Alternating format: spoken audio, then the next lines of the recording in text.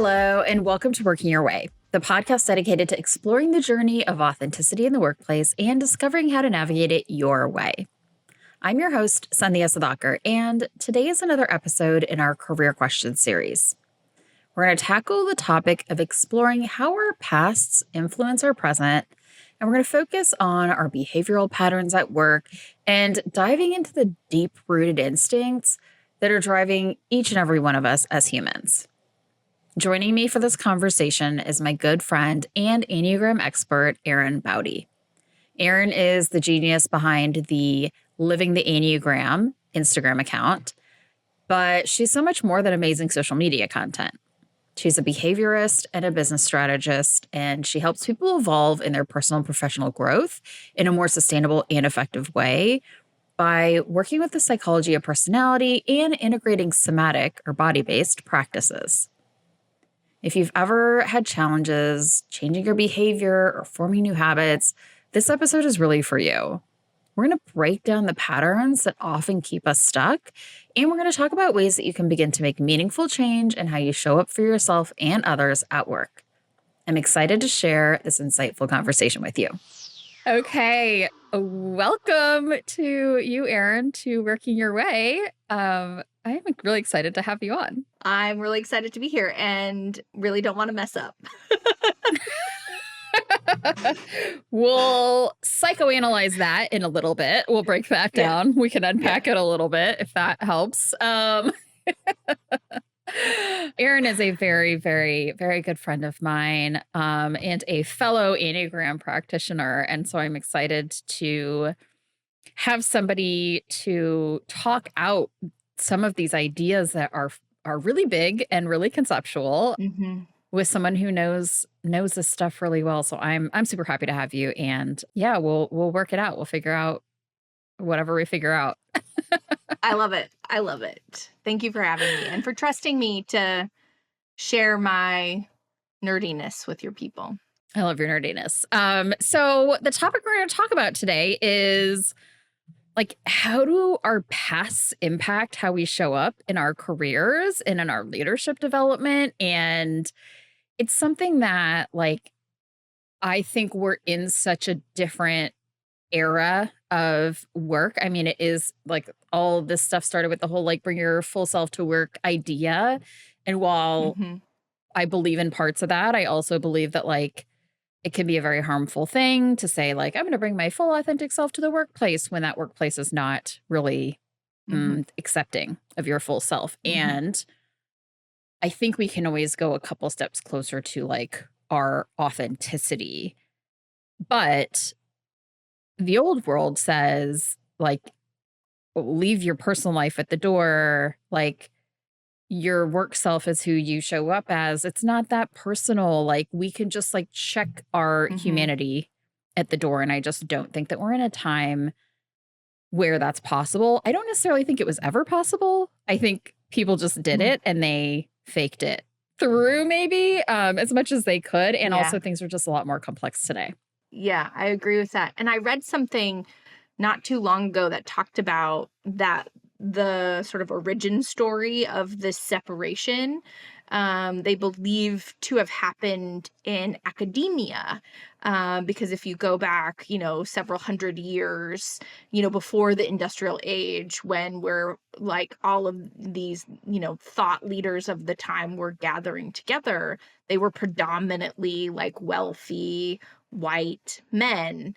And the centering in these academic spaces for intellectual pursuits in the forming of these colleges and universities, in Europe and, eventually into the United States was really quote unquote men's work. And so it was the intellectual pursuit. It was all of the soft, nurturing parts of us. That was what stayed at home and wasn't welcome necessarily in these spaces. And so it's, the birth of the fragmentation that, this kind of space is very intellectual, very masculine, very superior. And then all this other stuff is othered.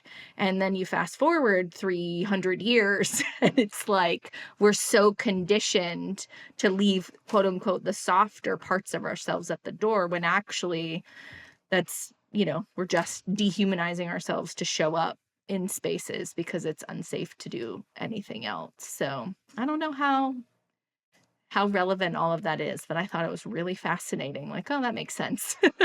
Yeah, it totally does. And just the idea that, like, I mean, if you think about the evolution of the workplace in recent years, right? Like, and I mean recent, like, let's talk about the 40s and 50s, or the Right, post-industrial right. revolution. Work was labor; it was physical labor, right? And so, but we did need to bring our like Hmm. human bodies into the workplace, right? And then, like, as you get into kind of like, I don't know, quote unquote, like knowledge work, right? Where we're like doing marketing campaigns and connecting to people, it's like, how can you not bring your emotions and your lived experience and your Hmm. humanity into what you're doing? It's like kind of wild to expect anyone to do that any other way. Hmm. And so while we might think that work doesn't have anything to do with like our childhoods and our development and sometimes our trauma, like, it is important to acknowledge that we develop these survival mechanisms and these coping mechanisms very early in life. And we carry those Hmm. around with us oftentimes for our whole lives, unless or until we become very aware that this is happening and we like do some real work around healing them. But like, I don't know that they ever go away. And so the important conversation that we're going to have today is like, how do those things show up in our current workplace? And how do we recognize them? And what do we do? Yeah, because you're absolutely right. The attempt to fragment self isn't possible. We just maybe get good at hiding it for an extended period of time. But if you spend any length of time in community with people and in context or environment, your stuff will show. No matter how good you are at hiding it, it will show and it will come forward. And really understanding the root of it comes from childhood development, and some of it can be, the birthplace of personality and habit. I think is really a useful tool that we can take into these spaces. Yeah. And so you and I both come from a personality, psychology, trauma informed standpoint, and you have really dived into the whole somatic piece of this, which I think is like so important. And I have a very basic working knowledge of this, but it's like your expertise in that sense is going to be really important in terms of these are not cognitive things, they're not just like it's a Mm-hmm. mindset that I carry around because something happened in my childhood. It's like imprinted into our bodies, and it's imprinted in our patterning, and it takes a lot of work to get rid of those things, right? Or to rewrite them or Yeah. reframe them, because Hmm. it's not like you can just make a decision to be different. That's like not a thing. Yeah. Even though we would like to be light switches and just turn things on and off, it like Would love genuinely it. doesn't work that. Yeah. We would both be billionaires if we had that figured out. Yeah. Before we get into the psychology of it all, let's talk in like some practical terms and like, what is this? Okay, our childhoods impact how we show up at work. Like, what are some of these things? And I think one of the things that is cool that I very recently got a certification in this. It's called LCP. It's a leadership circle profile. So it's like one of many different assessments out there. But in their process of debriefing with leaders, they actually like they teach the debrief process, right? And the structure of it. And the very first thing that you do with leaders when you debrief is have them share their leadership story. And that starts at birth, and having them talk through Hmm. like formative years and what messages did you get, and what patterns did you start to develop, and what beliefs about the world did you form as a very young child? And then moving into early career and like starting to form your career, and then kind of like recent years and like your leadership evolving. And so having people spend like 15 to 20 minutes talking through their story. And I've heard of practitioners that have used this where people have been like, I am not talking about my childhood. What does that have to do with anything? So it's like, it has everything to do with everything. And also I understand that this work can be Right. it can feel off-putting or awkward, but I think the context of this conversation today, I think, is how do you know those things about yourself? How can you be more introspective and curious and explore this stuff, not necessarily to go share with your whole team tomorrow, because there are real reasons why we keep these things personal, why we keep personal things personal, right? For safety reasons, Mhm. Right. depending on your workplace and, those types of things. So I think the context that I would want listeners to kind of go into this conversation with is like, how can I be curious about myself? How can I explore my own patterns and Mhm. maybe start to understand where they might come from and see like maybe do I want to choose to dive deeper into this topic, right, and explore it more. Yeah. You make me think of I got asked to come speak to a senior leadership team. They want to build more trust. They've had a lot of turnover and they sort of want to bring the group together. And my question to the CEO of the team was, are they ready to get vulnerable? And she said no. And I said, it's really hard to build trust without vulnerability. And I said, and it doesn't have to be vulnerability in sharing, right? Like sharing everything, but are they willing to be vulnerable enough to even experience their own um, sensations and thoughts and feelings? Are they willing to let them in, even if they tell nobody? If we don't have an environment where it's safe enough for me to even pay attention to myself, then I don't know how you're gonna get there. And so I love what you're saying because I think there's this misnomer that vulnerability is the same as like oversharing. Hmm. And I really think of vulnerability as a softness and a softness of self of like, can I hold the parts of me that I'm proud of along the parts of me that aren't serving me? And can I take those parts of me into situations? And it really is, as much as people don't want to, it is really like understanding our inner childhood experiences and like who helped shape us. It matters. Yeah, totally, totally. And it's both what we took away from it and what we maybe developed in the absence of something that we Yep. didn't get, as a child. So I think this conversation is important for both leaders, well, especially for leaders, right? Because I think when we lack self-awareness in a leadership role, we can lack awareness of our impact on others and the people that work for us, Mhm. how we might be causing harm or stressing people out unnecessarily with our own patterns. And so Mhm. this could look like I'm gonna, understand why it is that I have this certain behavior, why I, Mhm. stay super loyal to a company, even to my own detriment, because I am really attached to that security and I have doubts that I can survive anywhere else or whatever that might look like, right? And then like what impact does that have on you? Mhm. What does impact does that have on the people around you? If you're not happy in an environment, or if you're kind of Right. holding on to like we need to do more and make more money, and that then trickles down to other people.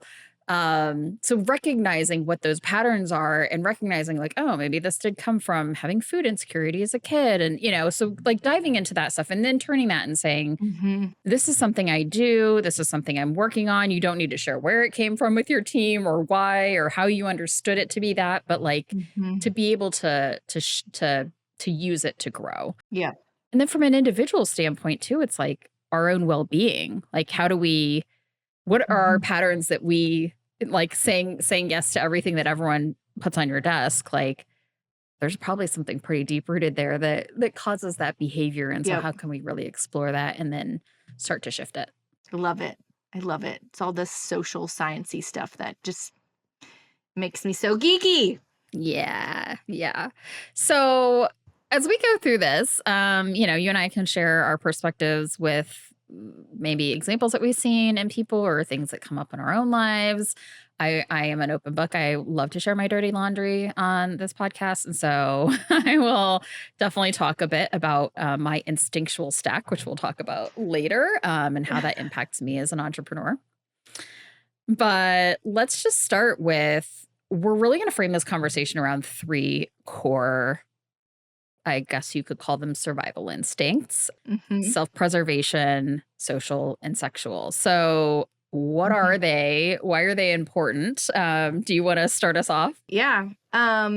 So we are pulling from a theoretical framework around instincts and motivation, right? And so you can look back in social science research, psychological research, since Freudian, even a little before, and you can start to see the development of understanding what are the drivers, what are our motivators, what are the things that as humans bring us to our habits. And instinctual theory of motivation is sort of assuming with instincts that all humans sort of develop these patterns regardless of like context or connotation or experience, that they're inherent in all of us. They're biological drivers. And you can see a lot of flaw in research, so we just hold that these are theories. But we can see that they help us narrow language down in understanding the human condition. So, as we talk about these, I want to frame that you might have a hard time relating to any of them. You might relate to all of them. You might disagree with it. All of that is okay when we're talking about theoretical frameworks. But we have seen some pattern and some data and some empirical evidence that say that some of the behavior, some of the instinctual patterns that we have as humans can sit in this category of a self-preservation instinct, a social instinct, and a sexual instinct. And one of the, I think, more helpful aspects of the framework is helping us align this to cognitive development in childhood.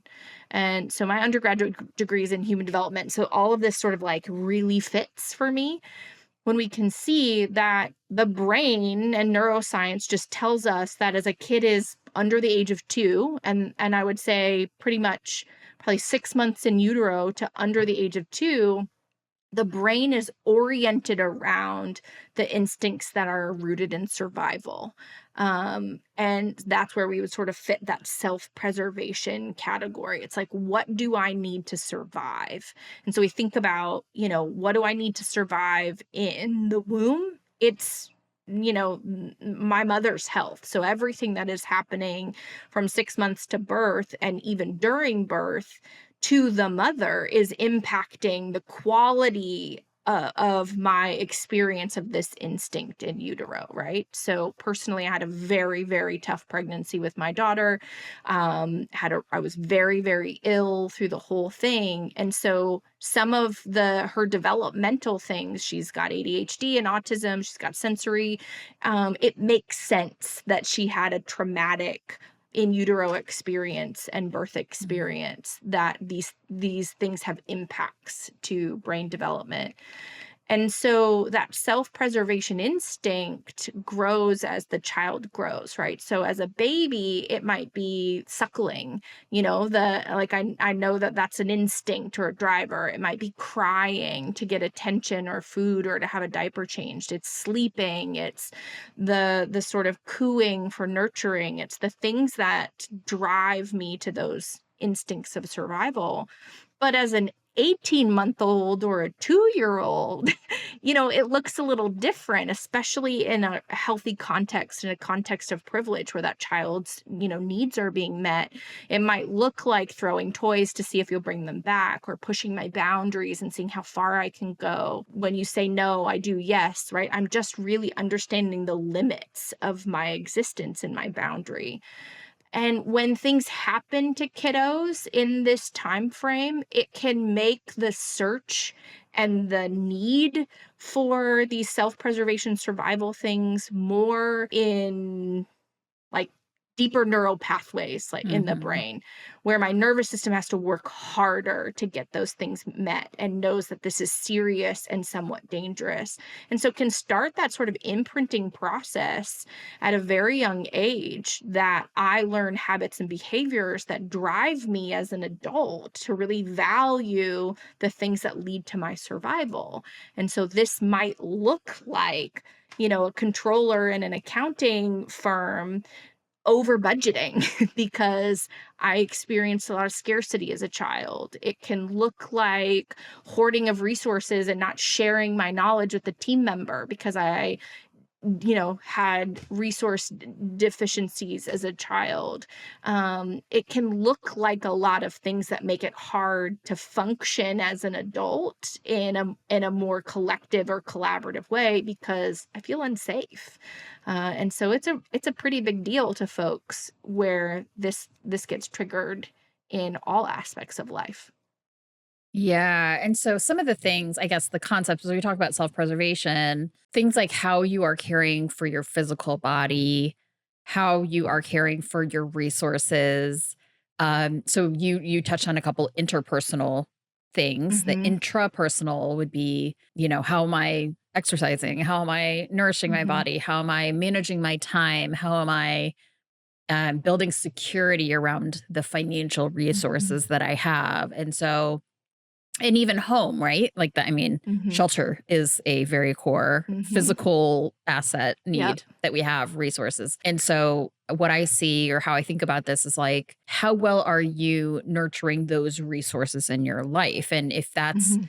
kind of a focus of your attention, if it's a focus of your energy, Mhm. maybe that instinct is one that's stronger in you or Mhm. higher, had a higher need Mhm. as you were developing. Or if those are things that you generally are not paying a lot of attention to, maybe it's like lower in your instinctual Mhm. stack. And so, this idea of an instinctual stack is like, we're going to talk about the other two, social and sexual. But like, if you think about self preservation as resources, physical body, physical self care, social as like belonging, there's a lot more to it, but like relationships, nurturing Mhm. relationships, participating in community, and sexual as kind of this like deep bonding. It's about procreation, right, in our Mhm. survival. But intensity of connection and attraction and all those things, like we all have a stack where one might be the one that we lean on the most, or maybe are great at doing, maybe also great at overdoing at times. And then Mhm. we have one that's at the bottom of our stack that like kind of gets ignored. It's underdeveloped. And it might be a good place to look for, what am I forgetting to do? Yeah. Yeah. And so self preservation is at the bottom of my stack, which is hilarious and so fun. Um, like I will go, it'll be like 2 o'clock and I'll have forgotten to eat. Like, or, Mhm. exercise is the first thing to fall off my calendar when I get busy, but yet Mhm. got tons of meetings of stuff that like isn't necessarily making me money. And so I Right. think even just quitting the corporate world to start a business is like kind of shows that self-preservation might have been at the bottom because it's like, let me risk all my financial resources because, whatever. It's fine. I I'll ignore figure it that out. part. Exactly. Yeah, I think it's an important thing to pay attention to because we all have it. It's just whether we overused it, right? As a child, we had to overuse it or we had to underuse it, right? Yeah. And where we sort of fall in that experience. If all of my needs were met, if I got the nurturing that I needed, if I, had a roof over my head and food in my belly and my body was always warm and my diaper was always dry and I had those things, I might sort of sit somewhere neutrally in this and not have, as big of a pull to it. And it really is just sort of a litmus of, what is true for me when it comes to safety in terms of, the resources that I need to survive. And that looks different and is valued differently based on our cultural context and, how we were raised and what we are told is important. And there's so many factors that decide what a resource is to us. So that gets to be true for you, whatever that looks like. Yeah. Let's come back and talk about the combination of them a little Yeah. more, but do you want to touch on the next one? So the social instinct is what occurs, right? So the stacking is different from all of us, but we learn them in sort of the sequential order because this happens as my cognition grows, and typically around the ages of 2 to 4-ish, right? And I say typically because we've got, diversity in brain that allows us to fit into these differently. But from a human development standpoint, we can put it in a range that kiddos typically between the ages of 2 and 4 are starting to expand beyond the safety only being resource driven. And now I can also see that safety and coping and getting my needs met has a social component. And I've heard some really good analogies about thinking about it like a herd mentality, right? This is where kids start to experience community in a herd, and that could literally be a herd of kiddo and caretaker, grandma or grandpa or whoever's looking after them. It doesn't have to be, we often think social as like, oh, it's the life of the party in a big group. It just really means that my safety comes from connection. My safety comes from community. My safety comes from having a place to belong that I feel safe. And so as that you can see this in kiddos when they're like, hey, look at me, mom, watch me do this. And they're jumping off the diving board and like, pay attention or whatever they're doing. I don't know if 2-year-olds are going off the diving board, but you know what I mean? When they lack self-pres, they might be. That was me when I was a kid. Right. I'm like, let me do a backflip. I'm going to jump off this building. Watch me go. It's that kind of context of like being seen to be safe, right? And if I'm seen, I'm safe. And that when something happens in that stage of cognitive development, it tells me that I have to work harder to be safe in the context of my connection and my community and my belonging. So I might learn to have no boundaries. I might learn that I have to say yes to everything. I might have to learn that I need to do whatever mom or dad needs to keep them happy. And, I should not have feelings and not have needs because whatever gets in the way of me being seen to be safe, I'm going to eradicate, right? I'm going to quit doing those behaviors that get me further away from my safety. And so I might develop this habit into adulthood where I learn other people's needs are more important than my own, which means that maybe I have a hard time saying no to people, or I don't have boundaries, or I fear rejection, or whatever that might be for you, whatever story that is. I fixate at the social instinct, and it has been a huge healing journey for me to set down needing to think about and or care about what everybody else thinks in any context, right? That could be with my sisters, that could be in a boardroom, that could be with strangers on the internet. Setting down that needing to be seen and okay and validated to be safe is literally my life's work because that social instinct is so ingrained in my childhood experiences.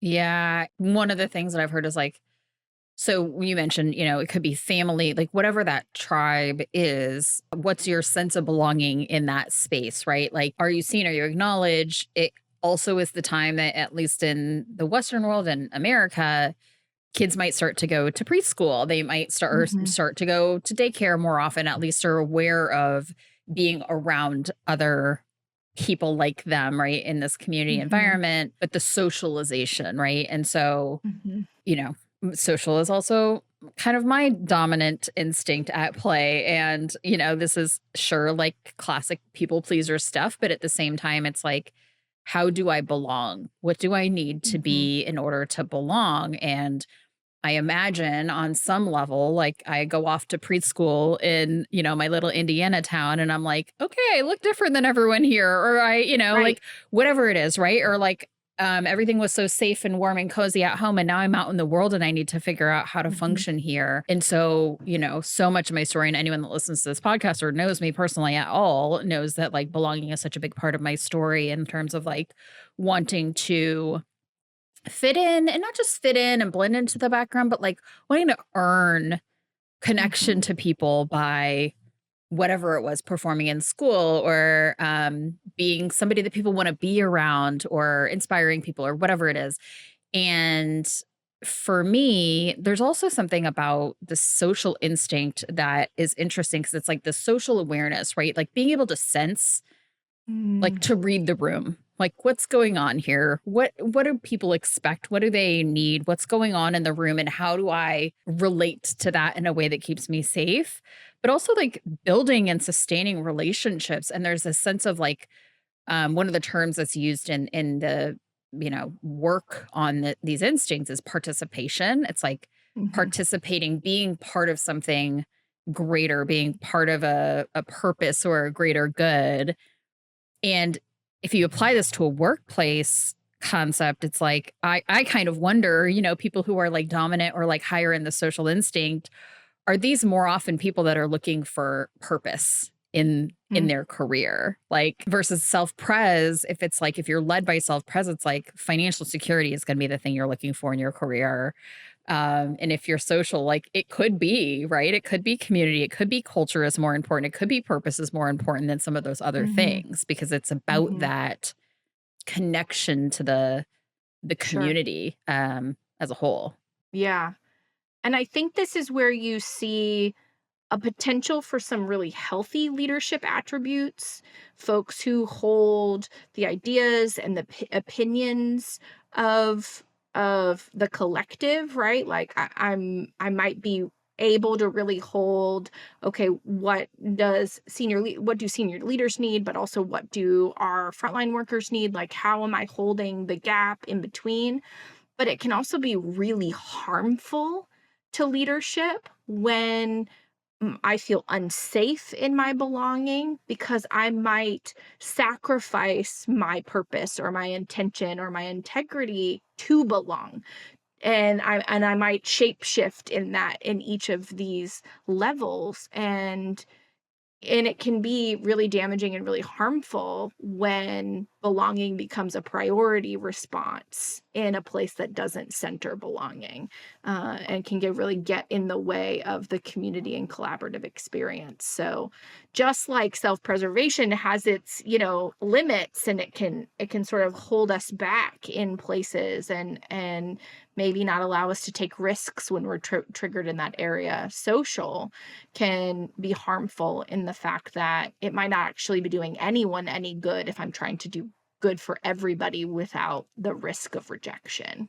Yeah, totally. Totally. Yeah, I think interestingly, what I've recognized so much more in for me, like creating and sustaining relationships is like, I think one of my best qualities. And many of the people in my life would say that I'm someone who like meets people and brings them into the fold and like builds these relationships and keeps relationships going. Like I'm often the glue in a group of Mhm, people.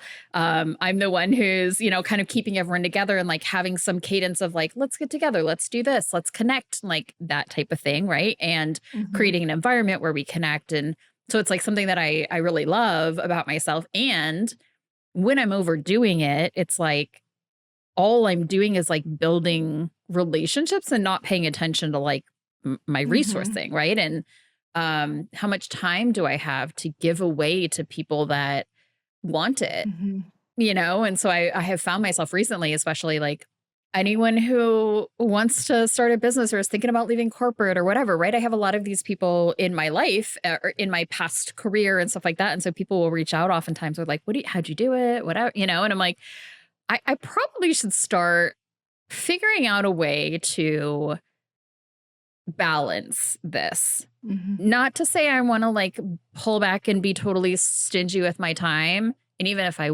were gonna cut off those types of requests that wouldn't be stingy, I do understand that. But like, how do I bring more balance between my own priorities for my own well-being and me helping other people? Because I think I Mhm. feel very capable and competent in helping other people. And so it's an easy Mhm. place for me to overdo it when I feel maybe insecure in other areas or like don't feel like I have the energy in other areas because it's Mhm. like an easy thing for me to do. And then it goes into overdoing really quickly. Yeah, yeah. And I think social instinct folks who sort of fixate at this at their top really should learn the art of reciprocity, right? The idea of give and receipt. Um and to be in reciprocal relationship is really how we do it well and how we model it well.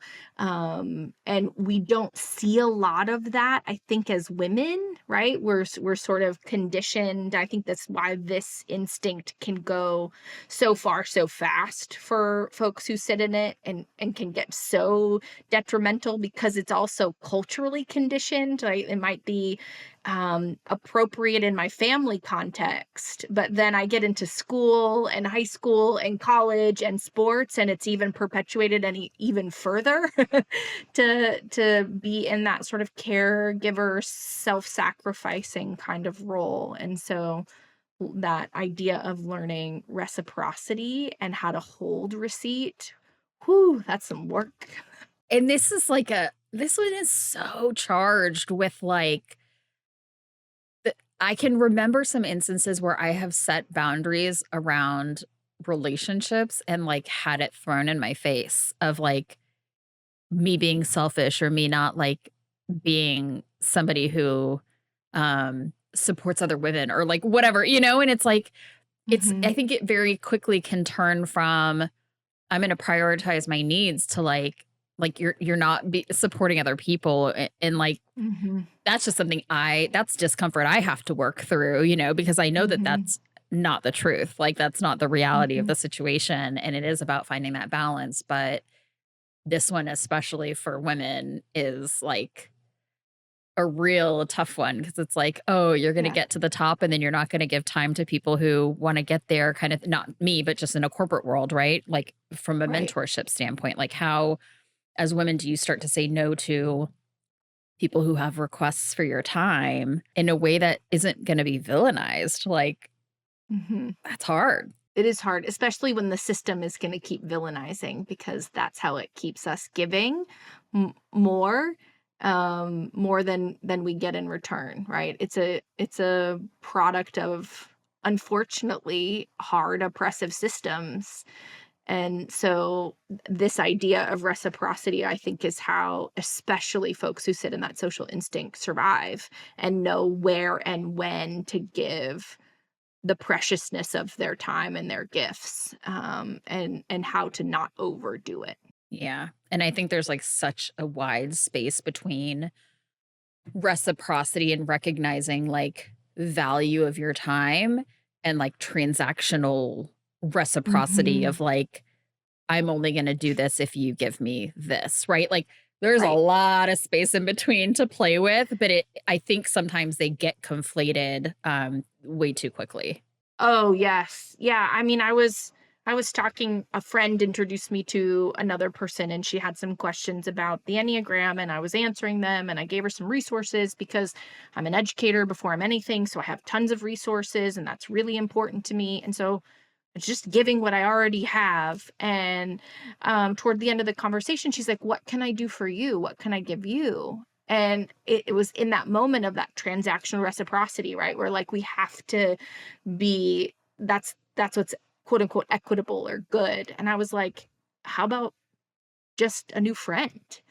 And it was a sort of a jarring spin to the conversation of, you're absolutely like, reciprocity is more energetic and heartfelt than it is Mhm. about transaction of you give me a dollar, I give you a dollar kind of an experience. And so I think that's an important distinction. Yeah. Yeah. Us social folks, we got some work. I know. I'm like, we could talk all day on this one because you and I both Yes, like that has been our work to like it has. figure out how to balance this out with all the other things. And it will be because it's our origin story. So, but the next instinct, in in a lot of early instinctual theory is called sexual.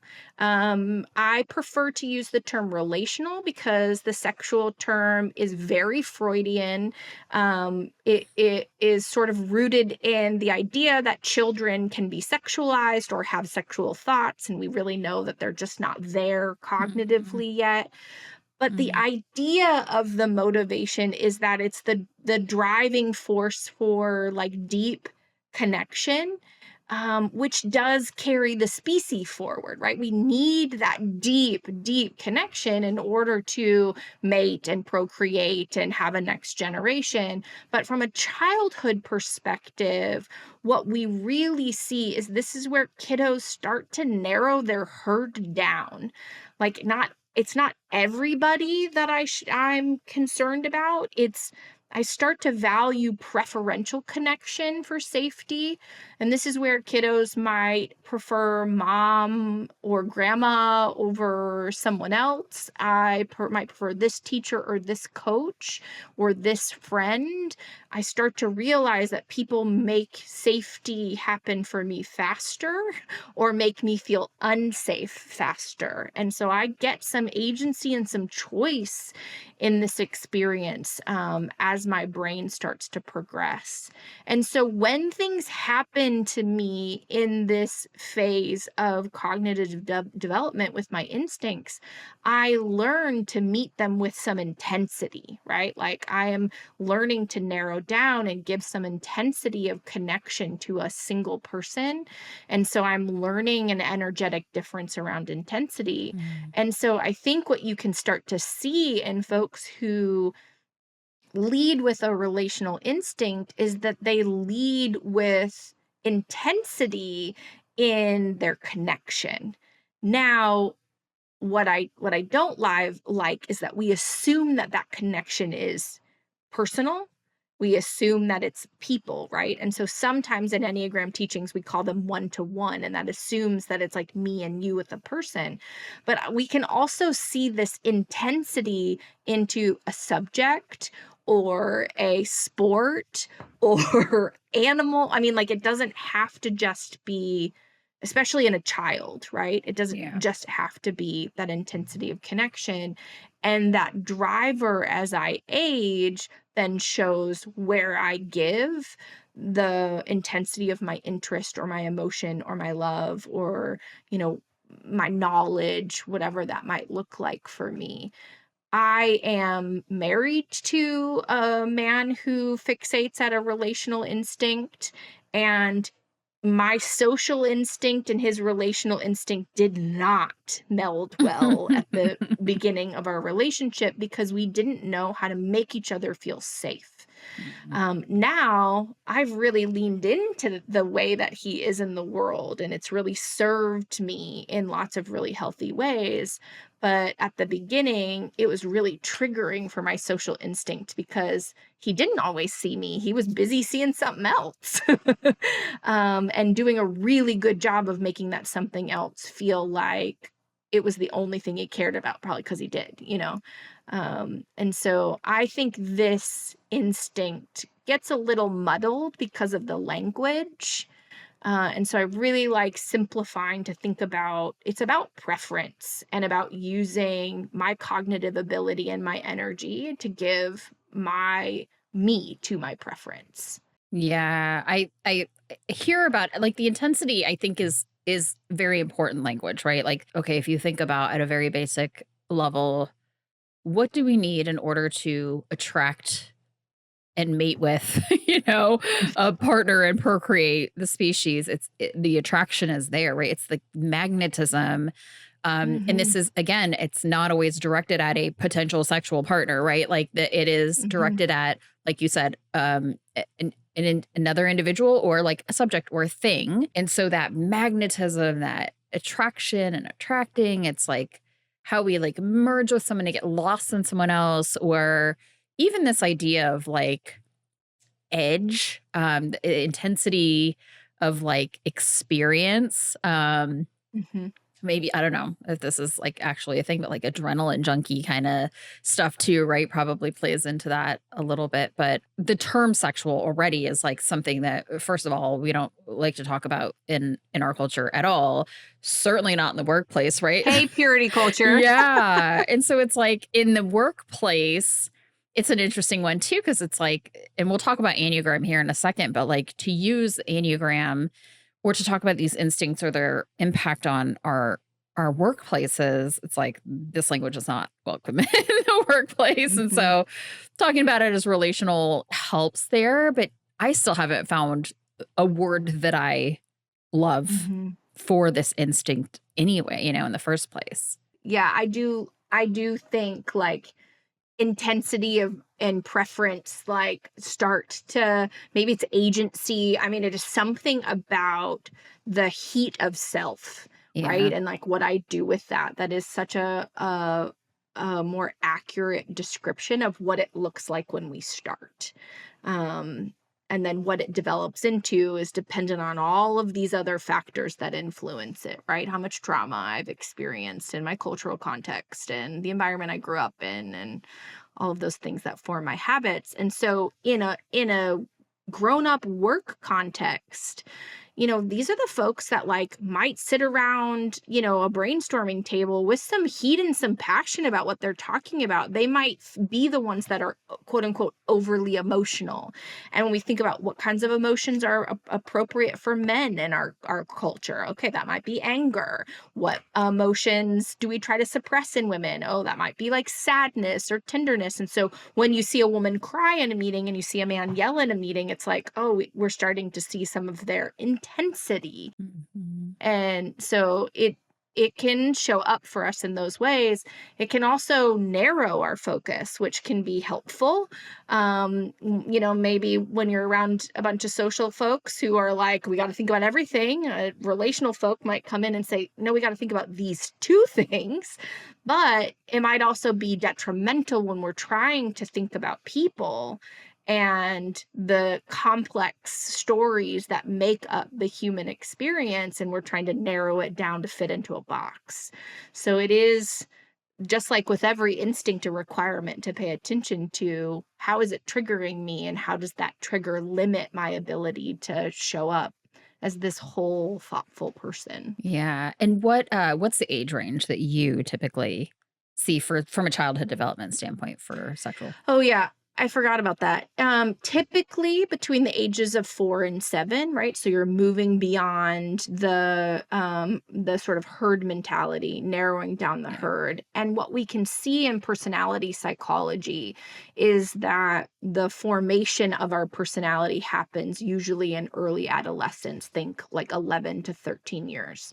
And so it's pretty early on when these instincts become such a habit that they become our preferred behavior, right? And then we spend most of young adulthood just grinding in these habits into our subconscious, right? We defend them. We are 17, we know everything, you know nothing, right? Like it's the protection of it, and it isn't usually until we're having to rub against other people in the world, be that college or job or marriage, where we start to soften some of those rough edges that get formed.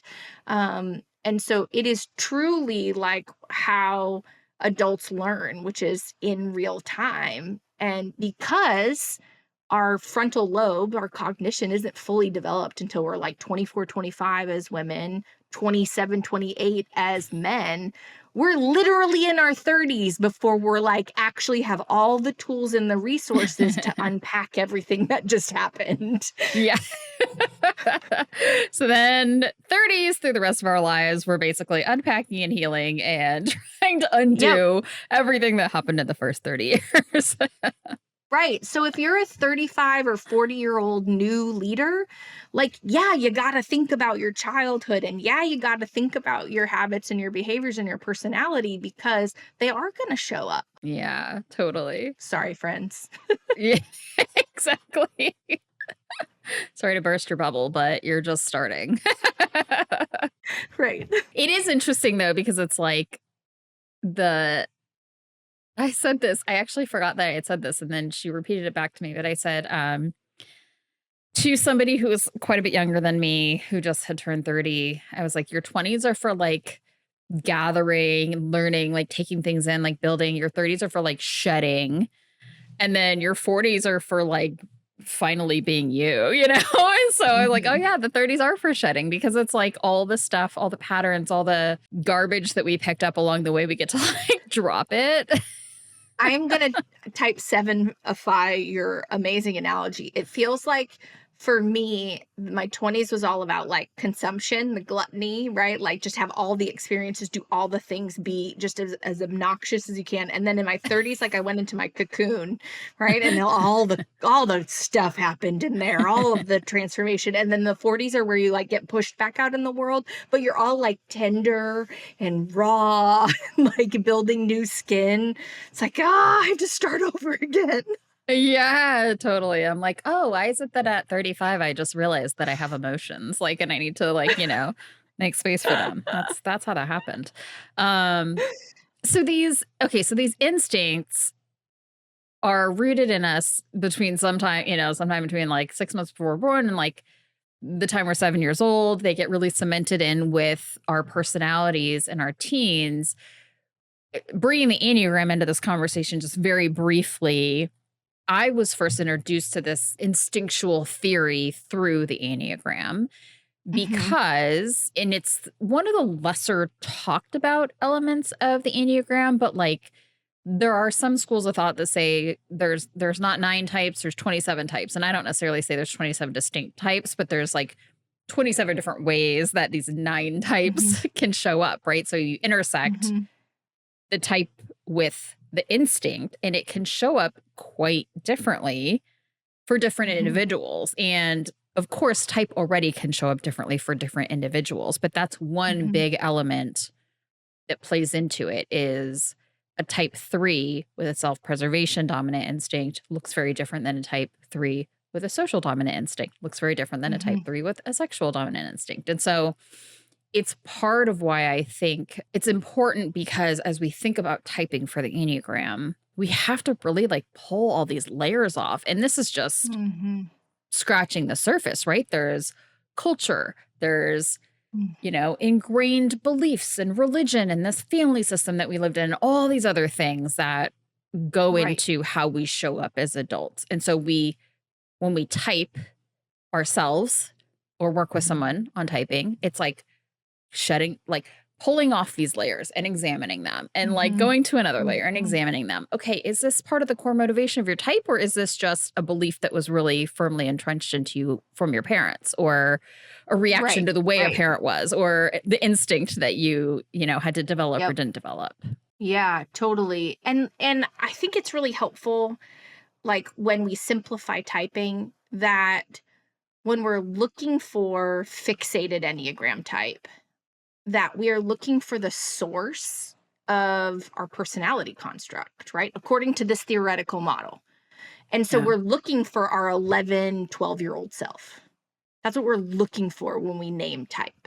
So when I'm looking at the Enneagram and I want to know my source is this social dominant 7, right? The part of me that needed safety through that social belonging, and it looked like this behaviorally in the world, right? But what the Enneagram teaches us is that as we age, we should look like the whole circle on the outside, right? That we should break out of the fixation and start to use what is available to my whole humanity, my whole person, which is all of this. And so I think it's for me personally, the instincts become and coupled with the Enneagram become the most effective way to type because they're the way that we can look at childhood the clearest, right?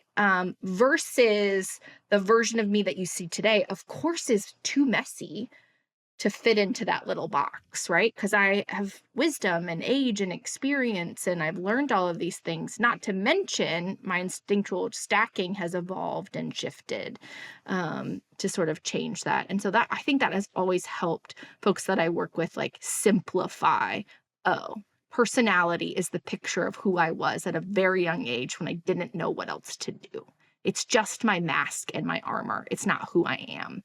Yeah. Yeah. And then there's the behaviors, right, that we develop around those patterns in our personality that in many ways are super helpful for us at that Yeah. young age and as we're growing up and moving through the world. And so we take these on and they become important to us. And Mhm.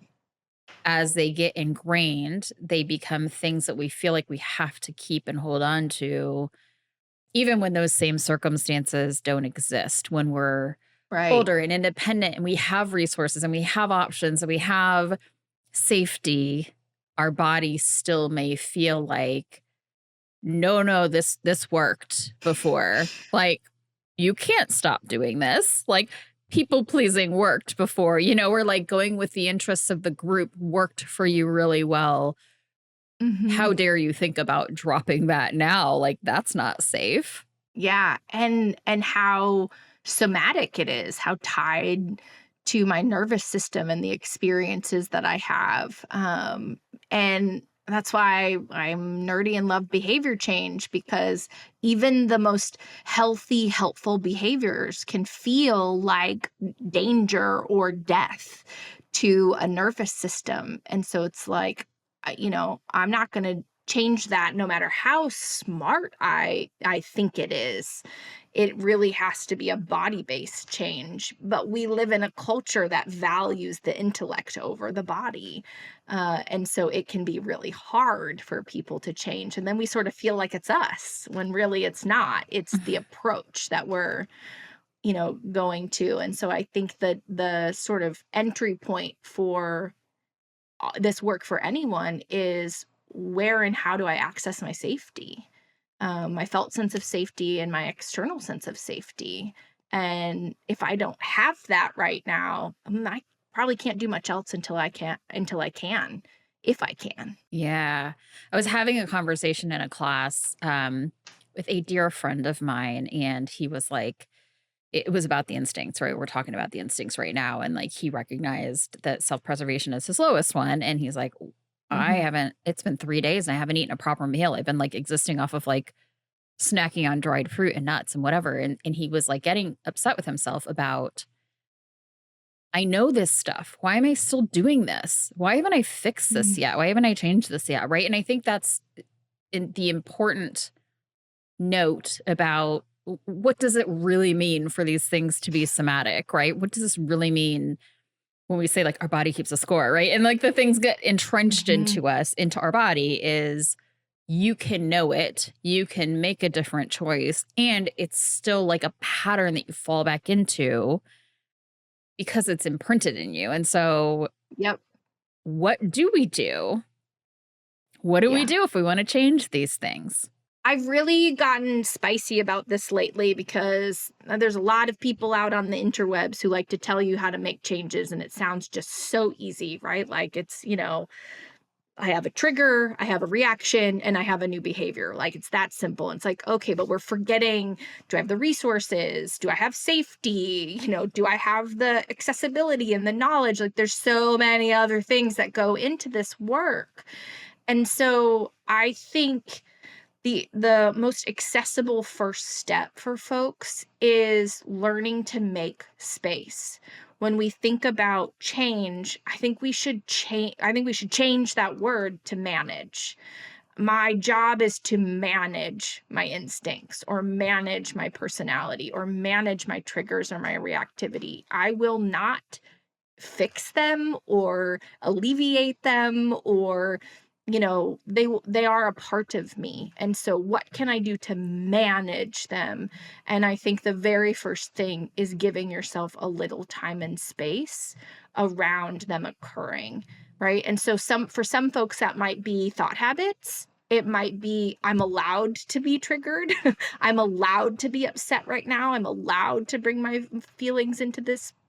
I'm allowed to take a break and go to the bathroom and eat food, right? Like just the mindset of it For other people, maybe their mindset is clear, but their body's the driver. And it's like, I'm just going to practice taking a breath between every task and checking in with my body and seeing, am I hungry? Am I thirsty? Am I tired? Right? Like whatever that space is, whether it's literal or figurative, I think working to add that in is, I think, the most accessible first step for folks to start even paying attention to what's happening in the first place. Yeah, I love that. I mean, the awareness that these things can be patterned in us, first of all, right? And like understanding that this is not like there's something wrong with me or like what do I keep doing? Like I think it's the grace and even the acknowledgement that like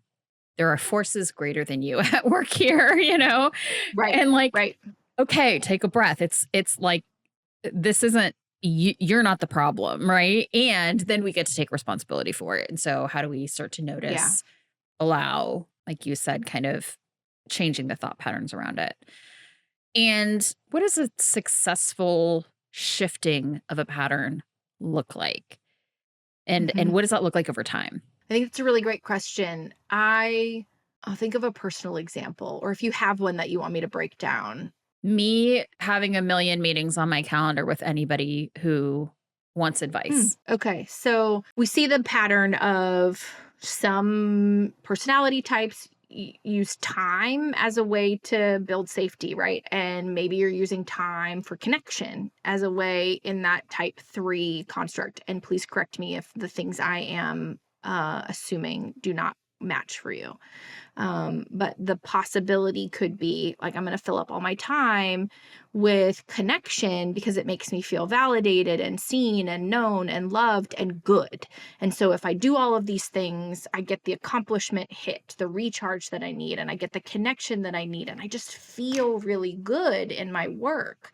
And so I perpetuate this habit of filling all of my time because it just feels better when I do work this way, right? Even though maybe my self-preservation instinct is lower and I'm not getting money in return that help me like pay my bills, because my primary safety response is in terms of feeling seen, known, and connected. And that habit becomes so ingrained that I'm doing it without thinking, that I'm saying yes without really knowing what I'm saying yes to.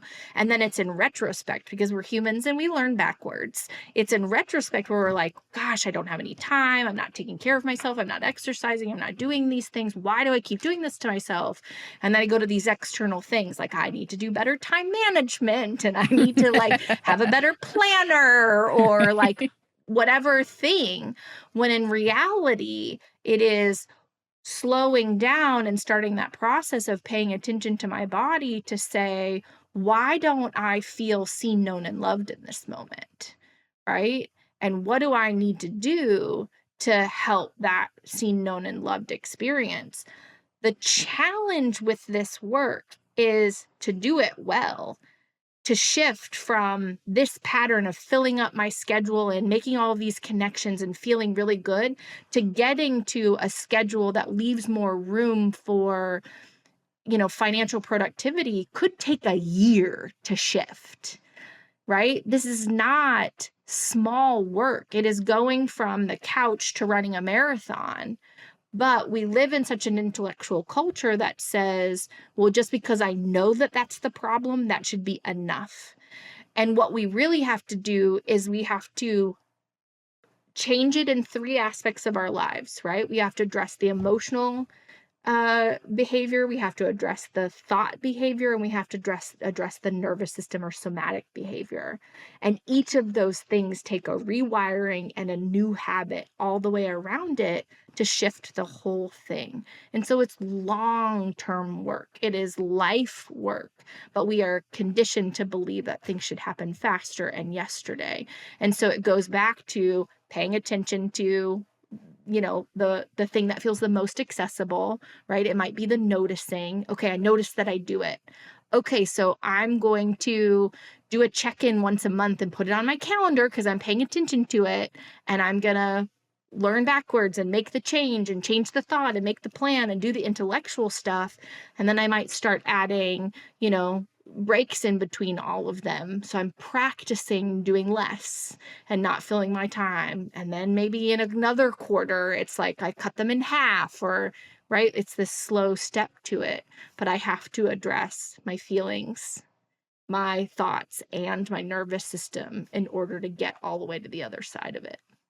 Yeah, it's like it's so deep, and like it feels safe to me to earn connection from this validation, right? From people who want to know what I did in my business, and like, and how they can do it too, and I can like help inspire them to start their own businesses, and like all of these things, right? It feels so good.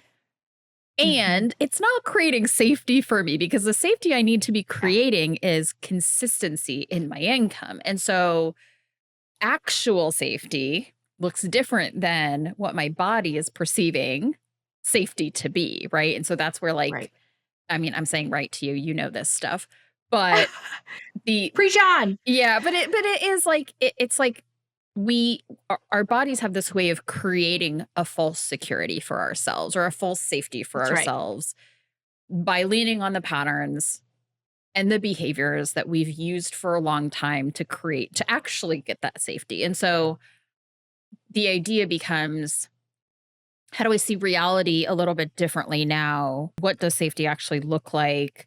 How do I balance out those things, right? And if we use this framework of like the 3 instincts, it's like, which one am I overdoing? Which one am I underdoing? How do I start to bring that other one online more, knowing that I need all of them? They're all like incredibly important. Exactly. And that it will fluctuate as my safety fluctuates. Yeah. And that it's cyclical and something I will have to manage. Like, this is a practice, not a destination. And I think that's the hardest work, is that we learn in sort of body-based work, is that our job is to grow around these experiences, to get bigger and not get smaller. And we're sort of taught for so long to get smaller, to be less. And the real work is to take up more space. And so I think that's challenging. And you bring up a really good point of, it's really, really, really important to not do this too quickly. Because if we see that you feel better with all of these meetings, and then you decide, I'm just going to take them all away, all you've done is triggered your survival response, right? In somatics, that's true trauma. Trauma is anything that happens to us too fast, too soon, or too quick, or not enough, too slow, or too late. And so I take all of that away. That was too much for my nervous system, right? I don't do enough of it. It's neglect. It's too much for my nervous system. And so we learn to titrate. We learn slowly to build our tolerance for something different. And that work is long-term work. It's not sexy work. I promise it's not sexy, but it is so effective. It works so well when we slow down and take the steps for it. But we have to make space to slow down. Yeah. And I think if I, let's say I go the podcast bro route of changing my behavior, right? I say, I need to stop giving my time away to other people, and I need to focus on, myself. I'm going to now work out 3 hours every morning. I'm going to block that time on my calendar. I can see you taking a deep breath, because you're like, I need to like grab onto something to get through this bro example. I can feel it in my body. I was gonna like say, my body having is a somatic reaction, a visceral reaction to this. My chest is getting red. So now, so I'm going to work out 3 hours every morning. I'm going to, do yoga, and then I'm going to go for a run, and then I'm going to do whatever. And I'm going to I am going to work on my self-pres instinct, and I'm going to take care of my body. And I'm only going to meet with people who want my advice for 2 hours every Friday afternoon. What is going to happen? There's going to be a creep. There's going to be let's take a breath. I tried to change too fast. So now the body reaction to this is, oh, I have my 2 hours filled on Friday with the people who want my advice. But then this person just asked, and well, I'm just gonna like I'm just gonna make an exception for them. And well, and next week, like, okay, actually they can't meet at that time on Friday. So like I'm gonna meet with them. And this other time, like there can be some of that creep. Mhm. There can certainly be some like, now I'm working out 3 hours a day and I'm actually gonna like cause myself physical harm because I'm trying to go like so Mhm. hard, so fast into this new thing.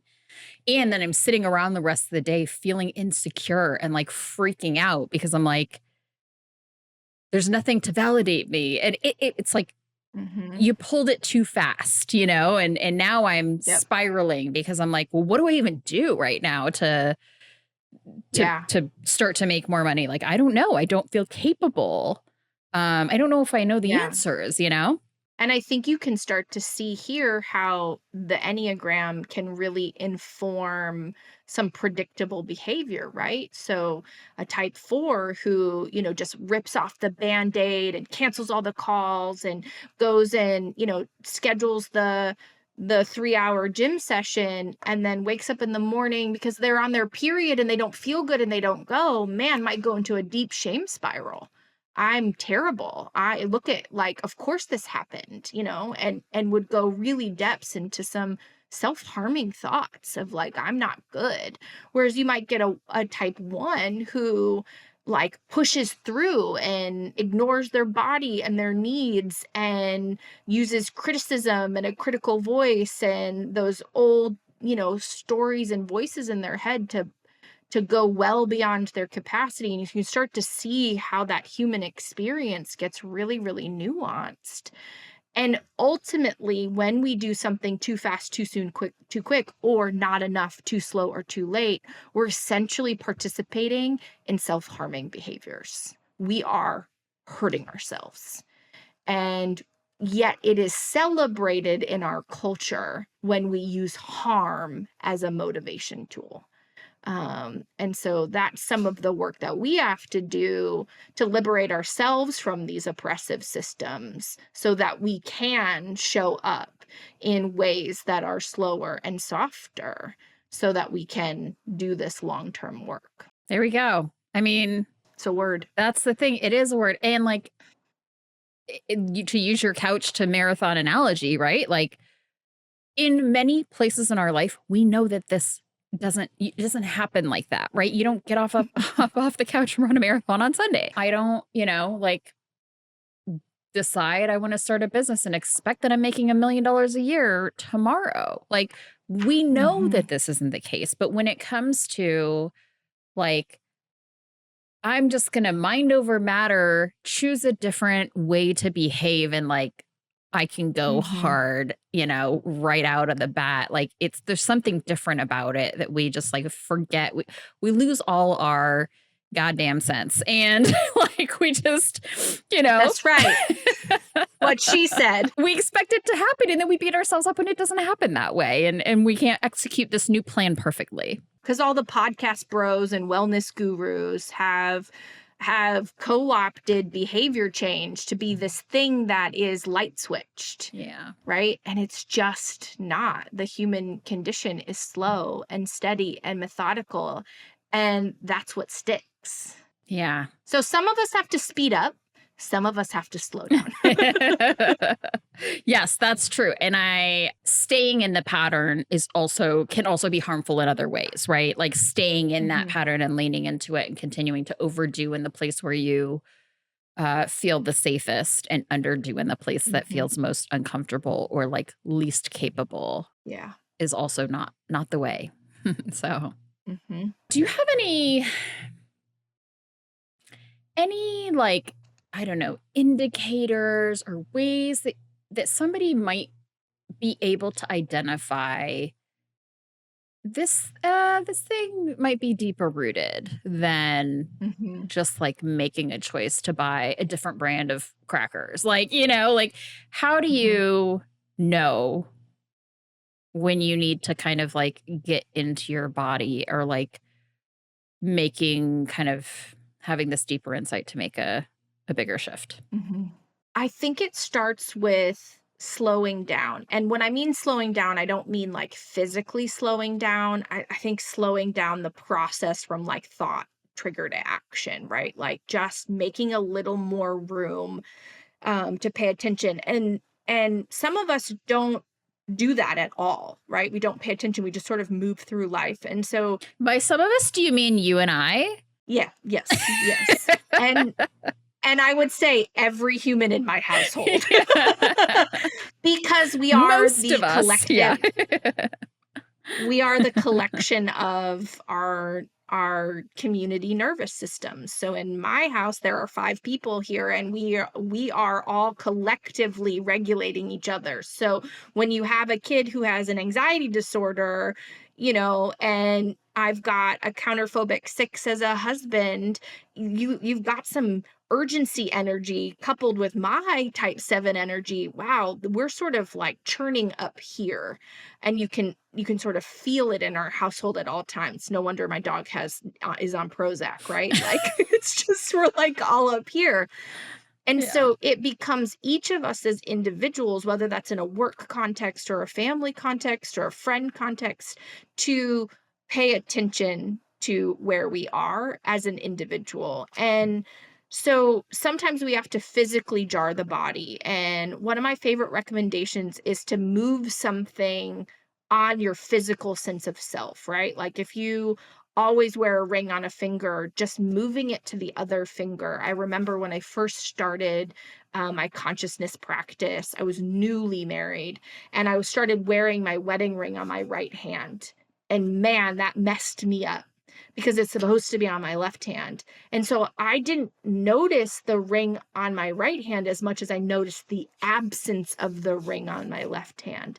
And I would move around and I would touch it. And every time I touched it, it became my sort of call in or practice to just get in the moment.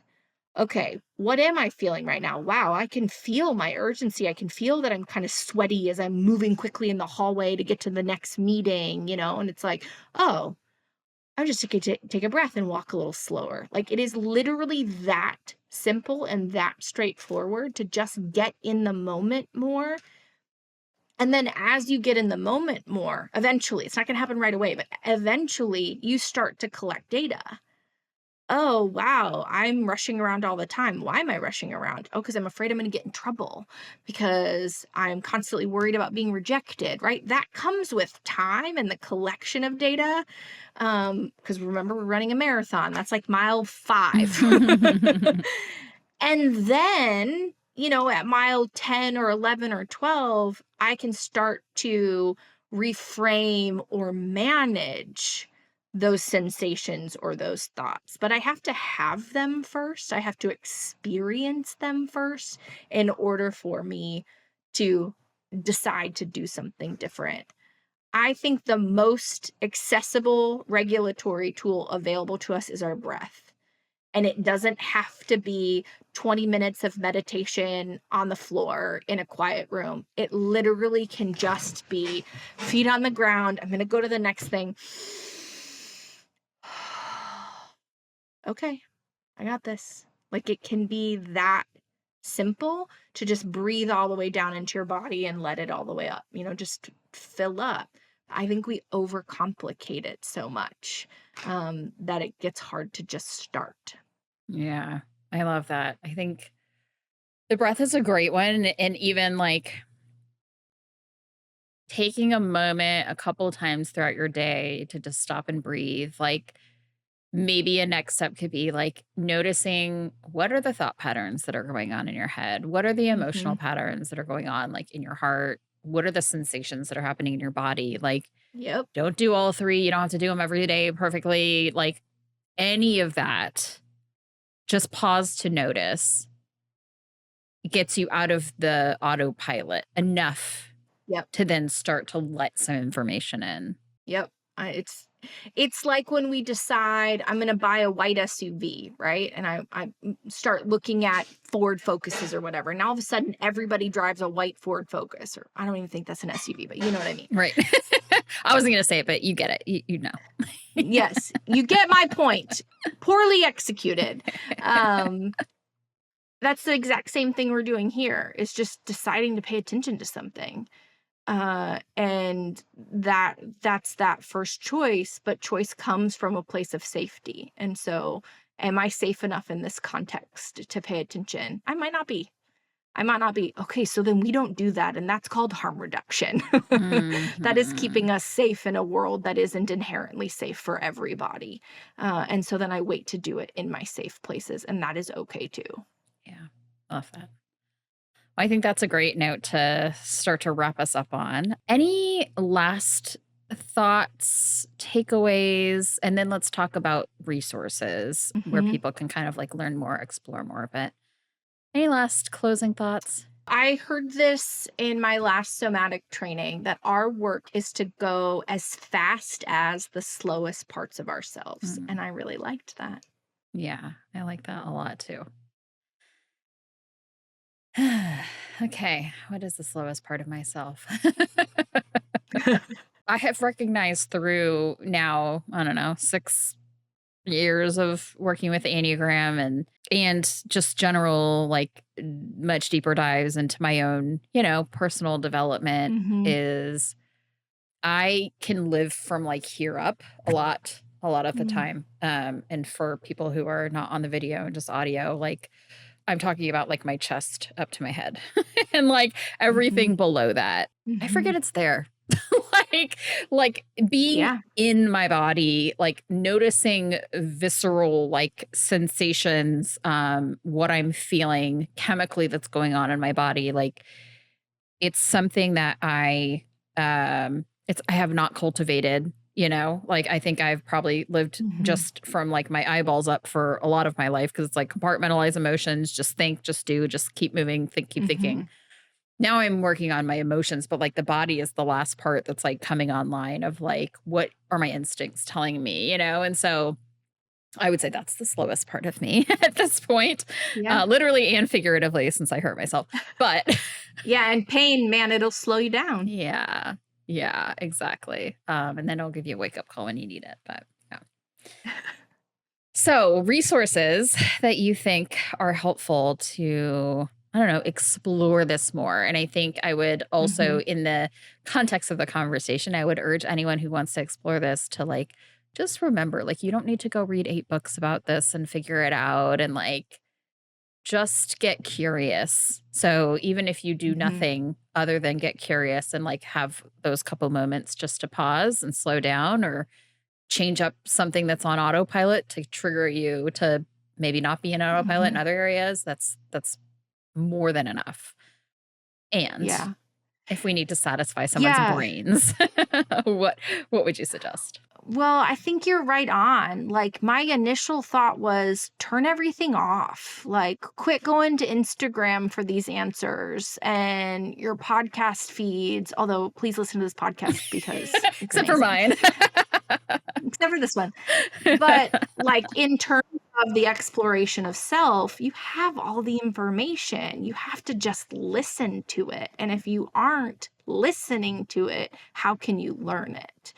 We are so cued to listen to what other people say.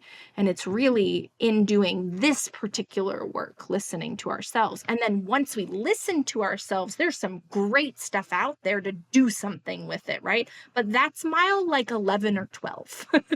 Yeah. So I would say at the very beginning, let's just turn it all off and go inward. And then maybe we need to come back, when folks are ready for mile 11 or 12 and we can really talk about like, okay, now what? I love that. I love that idea. Your resource is you. We are going to attach no Yeah. links to this episode except for, No. Erin's website and Instagram. And yeah, that's that. I think the idea of like how will I know what to Google? It's like if you're listening, you'll know what to Google. That's right. That's right. Or you'll at least start Googling what does this mean, right? Yeah, Like, yeah. um, and that's a start. But you have to have something to put into the Google form that belongs to you, not to somebody else. Yeah. Love that. Well, thank you, friend, for coming on and having this conversation with me. It was a pleasure. I adore you. Can we do this every day? No, we can't, but it would be fun. Not every day, but we're gonna do it again soon. And we'll do a part 2, or we'll talk about some other topic.